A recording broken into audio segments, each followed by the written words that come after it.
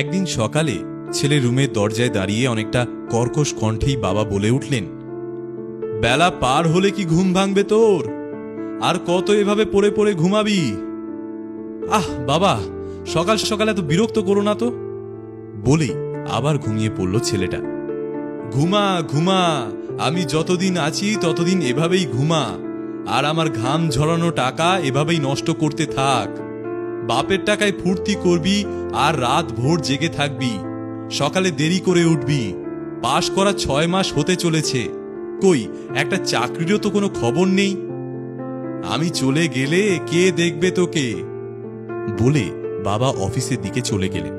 ছেলেটি তার বাবা চলে যাওয়ার কিছুক্ষণ পরে ঘুম থেকে উঠেই তার মাকে গিয়ে অনেক রেগে বলে উঠল, মা, বাবা সবসময় আমাকে টাকার খোটা দেয় কেন? প্রতিদিন বাবার খোটা মারা কথা আমি আর নিতে পারছি না, আর এরম চলতে থাকলে আমি আর এখানে থাকবো না। চাকরি পেলেই আমি এই বাসা ছেড়ে চলে যাব। রাতে বাবা বাসায় ফিরলে মা বাবাকে সব খুলে বলে। একটা মাত্র ছেলে, সেও যদি এভাবে বাড়ি ছেড়ে চলে যেতে চায় তাহলে কি হবে? আর তুমি আমার ছেলেটারে খালি টাকার খোঁটা দাও কেন? সারা দিন অফিসে কাজ করে বাসায় এসে ক্লান্ত ঘামে ভেজা শরীরেই বাবা ছেলে রুমে ঢুকে দেখলেন ছেলের রাগ তখনও কমেনি।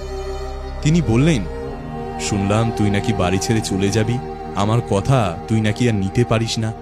আমার কথা অবশ্য তোর খারাপ লাগবে, এটাই স্বাভাবিক।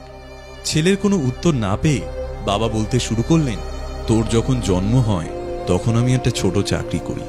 খুব আদর দিয়ে রাতের পর রাত জেগে তোকে ঘুম পাড়িয়ে ভেজা বিছানাতেই আমাকে ঘুমাতে হতো।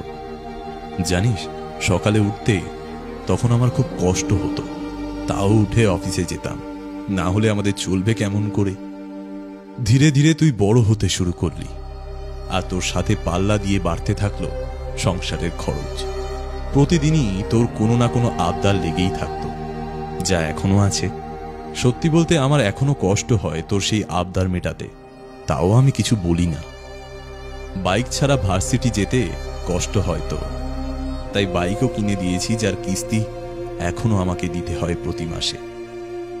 তোর খুশির জন্যই নিজের সব শখ আহ্লাদ ভুলে গিয়ে একেবারেই সাদা মাটা জীবন যাপন করতে থাকি। কই একবারের জন্যও তো তোকে বলিনি যে আমি আর পারবো না। কোনো দিন কি ভেবেছিলি যে বাবা এতটা সাধারণ হয়ে চলাফেরা করে কেন?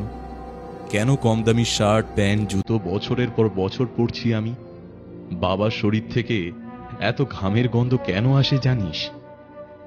আসলে কিছু টাকা কম খরচ করার জন্যে লোকাল বাসে আর হেঁটে যাতায়াত করি।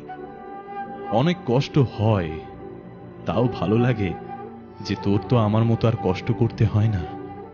তাই আমি চাই তুই আমার চেয়ে ভালো জীবন যাপন কর। সন্তান নিজের পায়ে দাঁড়িয়ে গেলে একজন বাবার জন্য তা হয়ে ওঠে সর্বোচ্চ সুখের।